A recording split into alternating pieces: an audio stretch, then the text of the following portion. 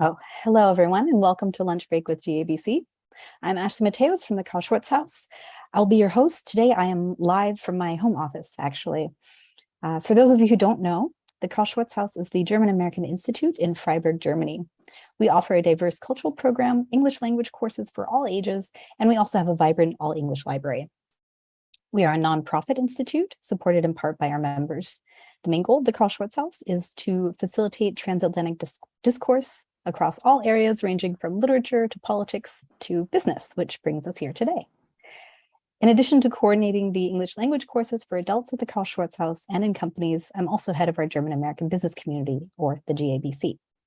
We provide events centered around transatlantic business relations, professional development, and networking.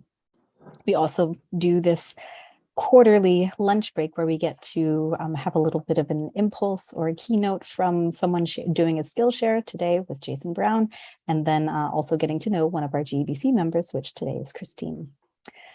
So I would like to take this time to thank you for choosing to spend your lunch break with us. Here to me today, we have lecturer Jason Brown, as well as Christine Louise Hohlbaum of Hohlbaum PR and Social Media, one of our GABC members, as I mentioned. Also with us is my assistant, Elsa, who will be dropping some useful links into the chat for those of you viewing via Zoom. We will upload these links to the YouTube recording later, so feel free to check back. First, we're going to hear from Jason, who's going to give us a rundown of the US midterm elections. Then we'll chat with Christine about her experience as a PR consultant, as well as some cultural social media differences. If you've joined us via Zoom, please feel free to post any questions in the chat for Jason, Christine, or myself, and we will do our best to answer them. So let's start with Jason. Jason Brown is a California native who has spent the past 15 plus years as a lecturer at the University of Freiburg, as well as the Dual Hochschule in Baden-Württemberg. And for those looking to improve your English skills, Jason also teaches in company for the Carl-Schurz-Haus and leads our monthly open dialogue series. He's here today to talk to us about the US midterm elections, hot off the press since they just started last night. And so with that, I'll just hand it over to you now, Jason. Take it away. All right. So good afternoon, everyone. The good news is last night was not a complete disaster. But of course, I think we should take a step back and talk about how we got to where we are. So again, I normally am at the university, which means that I talk a little bit too much. And so I'm looking forward to trying to keep this a little bit shorter so that there's time for questions.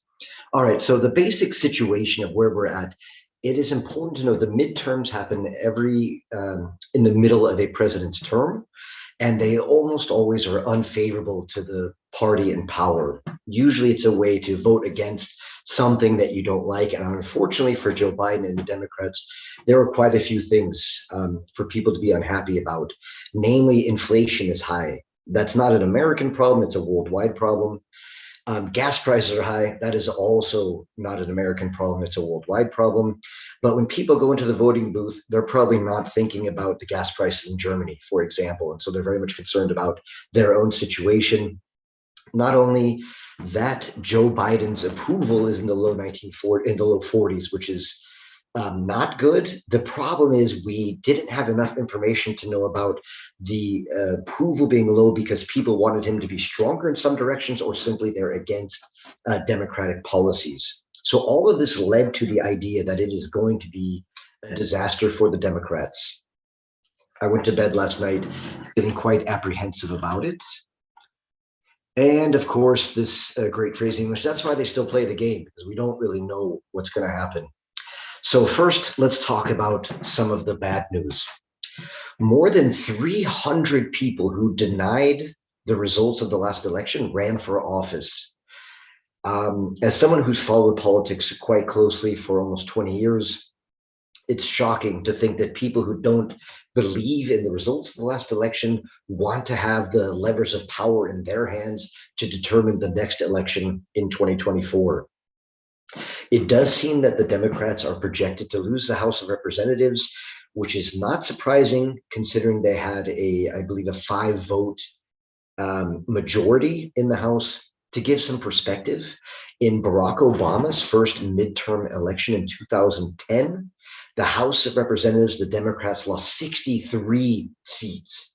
This is the kind of fear that a lot of Democratic operatives were probably feeling last night, trying to stay positive, trying to give a positive message. In the governor's race in Texas, Beto O'Rourke, a seemingly good candidate, lost to Greg Abbott.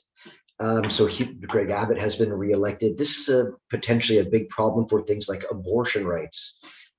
You may notice that I'm a man, and some people may wonder, why should I care as much about abortion rights, considering it may not have an effect on me? Well, I do believe in personal freedoms, and also, who am I to say what a woman should do with her body? And this is the kind of issue that may have brought a lot of people to the polls yesterday, which I'll look at in just a minute. Tim Ryan, who also was a good candidate, lost the Senate to a guy named J.D. Vance, who famously wrote a book some years ago called Hillbilly Elegy that was made into a film. We also have 5 states had referenda about legalization of marijuana.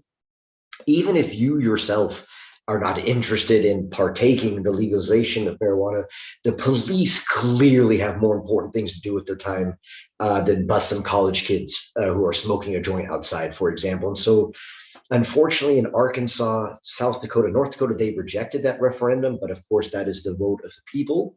So it's important we respect that. There's a controversy about how long it takes to count the votes in America.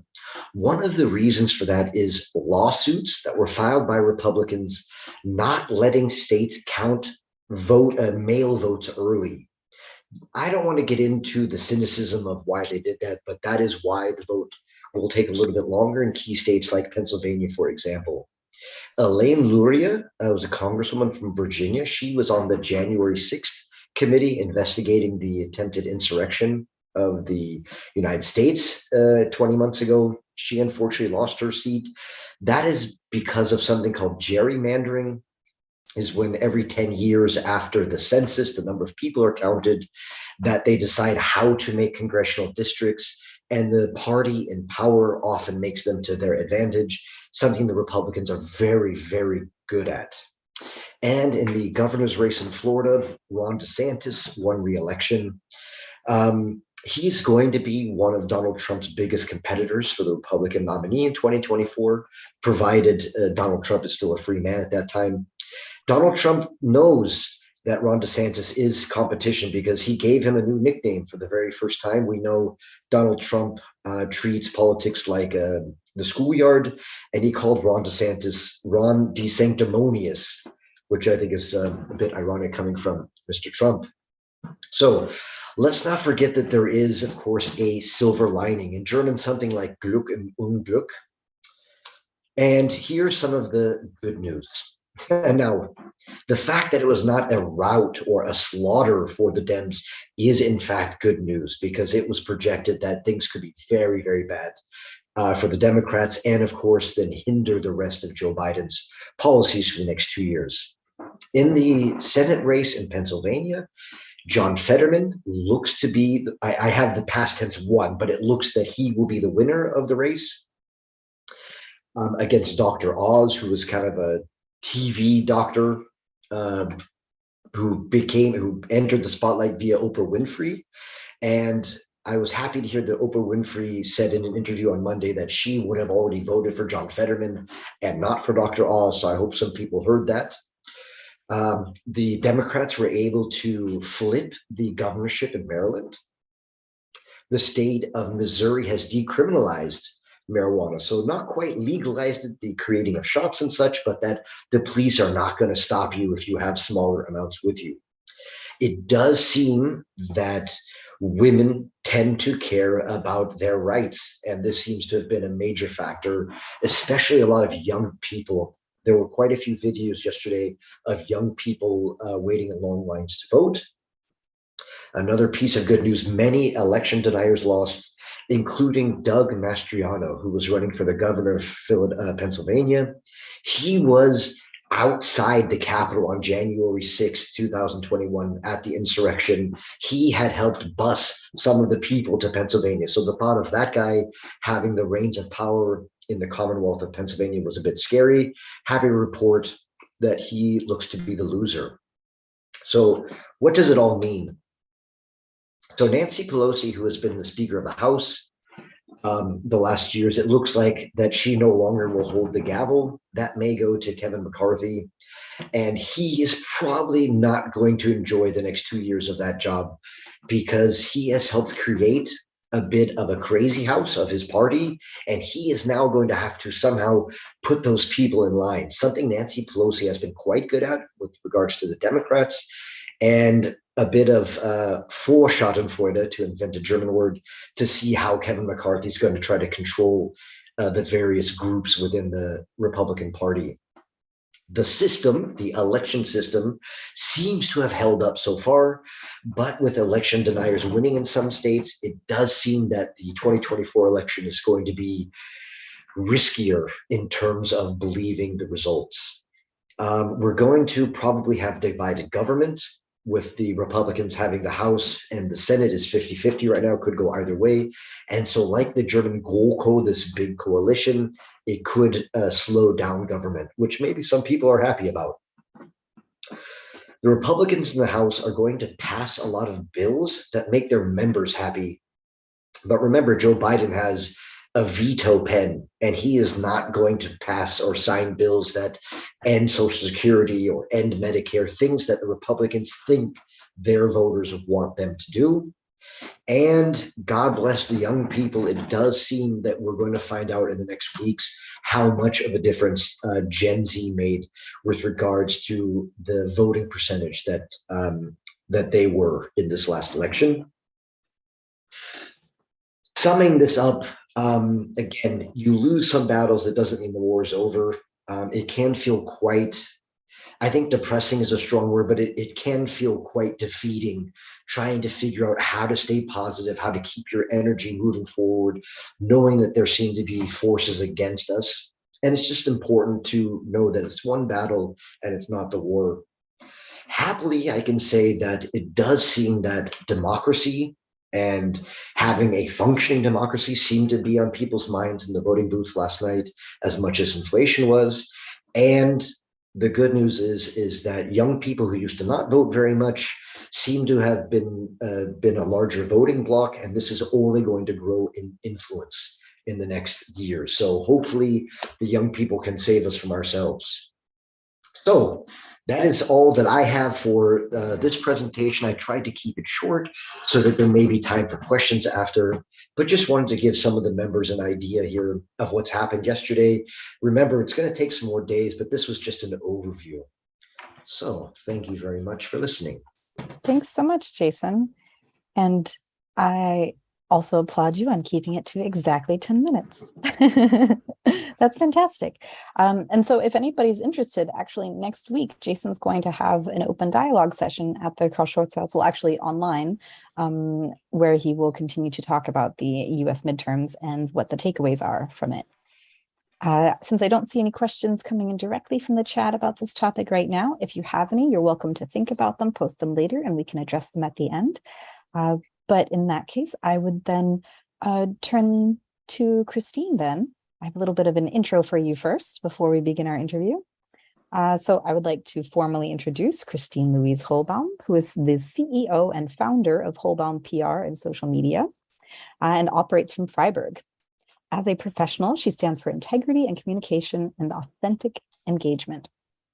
Christine has been working in international PR and marketing since 1999, right? And has called Freiburg her home of choice since 2013. She enjoys a bicultural life as a professional storyteller, and according to her, no text is too difficult, no story too simple. So let's hand the mic to Christine. Can you tell us a little bit more about yourself and how you were able to establish Hohlbaum PR here in Freiburg? Because sure. I think we have some international viewers here. They might be interested to hear how you managed it as a non-German. Well, thank you so much, Ashley, for the invitation. I've been looking forward to this conversation for some time. For me, storytelling has been a part of my life since I was a very small child. I knew at the age of 11 that I wanted to tell stories. So for me, storytelling, no matter what it is that I do, whether it's public relations or whether it's translating or whether it's marketing or whatever I'm doing, it's always about the story. I started off in marketing back in Boston. I was working for a large investment firm in the marketing department for a couple of years, and then had 2 children, and then moved to Germany. And during that time, I started to write books because I still wanted to sort of tell my stories, even though I was staying home with my children. And as I was marketing those books, several PR agencies came to me and said, my gosh, we love the way you write. We love the way you tell stories. Will you work for me? So I ended up working for several different boutique agencies in the United States while in Germany. So I've been working transatlantically since 2003 when I moved to Bavaria. So that's kind of how I got started. And I think one of the things that's really been essential in my life is this innate sense of curiosity. So my networking with people and building out conversations, just seeing where the conversation will go, has led me to start to establishing myself here in Germany, because I believe also today, working from home or working remotely, wherever you are, is very normal. It's like the new normal, which I've been doing since 2003, basically. So I got started just by telling my own stories and then telling other people's stories after that. Okay. And so what types of clients do you have here, and how were you able to establish that client base? Yeah. So a lot of people ask me, well, what do you specialize in? And for me, it's really about standing by the client's story. So it doesn't matter whether it's software. I work for a Freiburg-based software company as a PR consultant, which operates on a global level. So it's basically telling stories, tailored to the target audience, whether it's South Africa or whether it's North America or whether it's India. So that's really fun to sort of apply that craft there. And but I also work a lot as a translator, because that to me is also a type of storytelling. I work for the University of Freiburg in the press office, but also for other institutes within that organization. And I also work with authors translating their books. And most recently was approached by a film producer in Vienna who wanted to translate his book about his relationship or his friendship with Freddie Mercury, which was the band of Queen, obviously. So I have, and all of these people, most of them, I say 99% of my client base was referral based, because I just sort of expanded my network. So an organization such as the German American Business Club is a great way of creating and expanding your network, getting to know people, asking questions, looking for role models and mentors, just engaging in dialogue. Mm-hmm. I think that's also how we were able to connect initially as well, is that just through this networking process, and somebody, a common person, I think it was Maria Maxi, put us in touch with one another, because she thought, oh, you're doing this and you're doing that. Hey, I think that you should talk to one another. And I think that it's you're able to develop such deep connections personally, but also for your business. And then that's how you can also grow these authentic connections as well. Absolutely. I mean, it really truly is, it's important to have a talent and to know what you're doing, but it also is important to know people. So it's not just about what you know, but also who you know. Mm-hmm.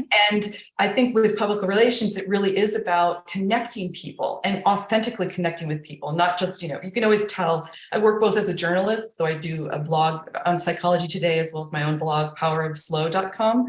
And you can tell when people are just wanting to get their name out there, or whether they authentically want to contribute to your story idea. Mm. And so there's, it's a real fine line, but mm-hmm. I love bringing people together. I love making people shine. Well, let's dive into your other work then, because as you mentioned, you don't only just work as a PR consultant, but you also write these blogs for Psychology Today, and you've also published a book, right, on the power of slow. Yes. So how do you manage to do all of these different things? What's a typical day in the life of Christine Hohlbaum? So thank you for that question. So the power of slow, just to sort of explain what that is, and that will explain how I organize my day. The power of slow really is about a relationship with time. And it is indeed a mindset, whether you are time starved or time abundant, because everyone has the same amount of time. Although the people say, I don't have enough time. It's what you do in the time that you have. We all have this personal bank account of time made out of 24 hours. We've all made this agreement that it's 24 hours. And by the way, time is a construct. It's an organizing principle. So we all meet up at the same moment at Starbucks, for example. So it's useful, but it also is something that we engage in that can be like a combat. So clock combat. And so how I organize my day is, and I'm lucky enough to be working from home and have been doing that before it was even a thing. I'm able to sort of match my work according to my biorhythm. So in the morning, I'm the most aware and I'm the most, so I work on my cognitive things, the things that really need to be creative, that I need to start from scratch, or that I need to really be doing some deep thinking about. And then what I try to do is get some exercise in, whether it's going for a walk in the woods, which by the way, I've written several book chapters just in my head going through the woods. And that's what I do to sort of open up my mind and allow the ideas to come in. And then in the afternoon, I tend to then do sort of more than emails and the things that require less cognitive thinking. And then by the nighttime, I'm like done. I often tell people I don't want to be on the phone after like 8 p.m., although I will be doing a little bit of texting because I work with people from San Diego to Singapore. So it's a little bit like that, but I do try to, turn off my phone at some point and then enjoy my evening. Mm-hmm. In that sense, would you say that you have a healthy work-life balance? Absolutely. I absolutely adore working from home. A lot of people say, oh, I couldn't do that. I would be working all the time. And as an entrepreneur, and those who are listening that are entrepreneurs, it's selbst und ständig, so meaning selbstständig, meaning you're always working. I don't look at it that way because my life is so much interwoven. Work and play is kind of the same thing for me because I have so much fun doing it. So I don't feel this like I'm going to burn out because I also know when to stop.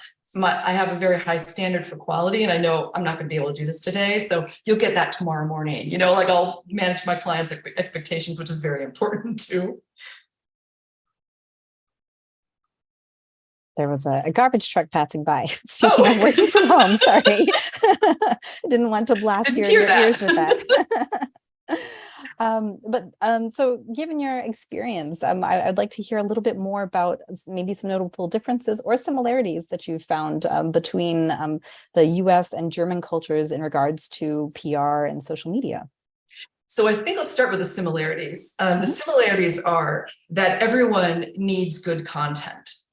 The way in which I think the German-speaking media goes about it is different than the way I would say the English-speaking media goes about it. Now, I want to sort of differentiate because when I say English speaking, I primarily mean North America, but I've also worked a lot with Indian publications, some in Singapore, Australia.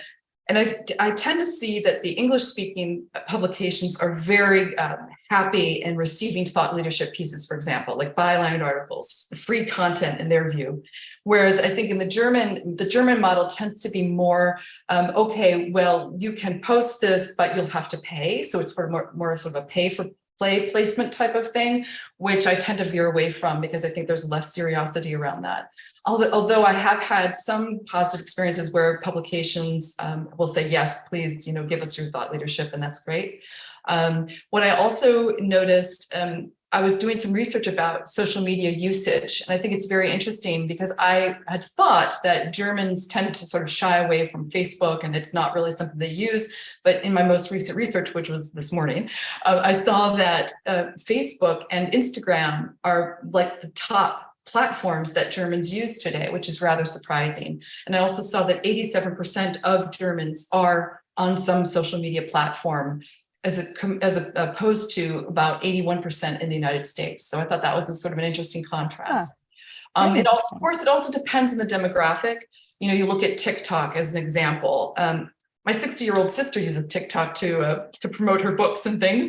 But I think that tends to be more of a demographic that's a little bit younger. Instagram, however, I think more and more businesses are starting to use it as a platform for their e-commerce, for example.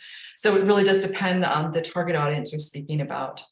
But in general, I think everybody wants a good story. It just depends on what kind of format they have. Oh, great. I think that's also a good note to tie it up with too, because it is all about the storytelling, and it's all about, as you said, everyone needs good content. Everyone needs to be able to tell their story. Exactly. Exactly. Wonderful. And I'm happy to do it. Fantastic. So there was a question that came in, but I think we just answered it actually. Yeah. They asked about the differences regarding PR in the US and Germany. Yeah. Yeah. So thanks so much for sharing, Christine. I'm so happy to have you on, Jason as well. And let's see here. If you have any questions, feel free to drop them in the chat. Otherwise, I'm going to do my little wrap-up speech. Oh, Christine asks, so how do you define a good story? Oh, I love that question. So a good story, in my view, has to evoke some kind of emotion. And that emotion should then translate into some type of action. That's, of course, what we want in PR. That's where marketing also comes in, where there's the lead generation activity, whereas PR is more about establishing and then managing your image. But well, in that process, you want to tell a story that is going to evoke some kind of response in the reader or the viewer. That to me is a good story. It doesn't have to be a happy ending, although that's what we would prefer, especially as an American. I can't help it. I'm a sucker for happy endings. Great. Well, if anybody would like to learn more about Hohlbaum PR or to speak with Christine directly, I encourage you to visit her webpage or connect with her on LinkedIn. You can also see our GABC member updates on our LinkedIn showcase page, which Elsa will drop into the chat for you. And on that note, I would like to bring up the subject of membership. If you like what we do and want to broaden your network while supporting your local German American Institute, I encourage you to like, share, donate, and/or become a member with us. As I said, we are a nonprofit institute, so the Carl-Schurz-Haus relies on support from our local and virtual community members. So if you aren't a member yet and you're interested in becoming one, please visit our website, or you're welcome to send me an email. The cultural programming calendar for the Carl-Schurz-Haus has a lot in store for November. Next Tuesday, you can hear from Tyson Barker about the midterm elections, or you can join Jason's open dialogue next Wednesday if you want to take part in the discussion yourself. And if you're looking for some offline fun with friends, our library is hosting a game night on Friday, November 18th. You can check out the Carl-Schurz-Haus website for more information on other upcoming events. The next GABC event is actually our English-speaking entrepreneurs meeting, which will be on November 23rd at 3 o'clock, and that will also be online. For anyone looking to improve their English skills, we also offer business English courses, both online and in person. If you miss an event, be sure to check out our YouTube page for recordings. And to stay informed, as I said, you can follow us on LinkedIn, or you can sign up for our newsletter. I would like to once again thank my guests, Jason and Christine, for joining me today. It's been highly informative, and we did it in 30 minutes. Thanks to all of our viewers and listeners for learning while you lunch. The next lunch break will be February 1st, so save the date. I hope to see you again, either online or in person, at the Carl-Schurz-Haus for our next event. So enjoy the rest of your lunch break, everyone. I hope you have a lovely, lovely day. Thank you so much. Bye. Bye.